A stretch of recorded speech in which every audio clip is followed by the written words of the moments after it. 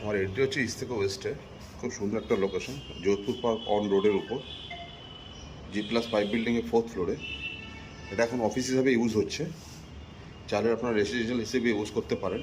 ঢুকে এটা একটা আপনার কমন ওয়াশরুম একটা, এটা একটা কিচেন ছিল যেটাকে ওনারা অফিস হিসাবে ইউজ করছেন। এটা একটা বেডরুম, বড় size bedroom, living dining, total living dining হিসাবে ইউজ এখন ওনারা অ্যাকচুয়ালি অফিস হিসাবে ইউজ করছে। এটা একটা বড় ব্যালকনি,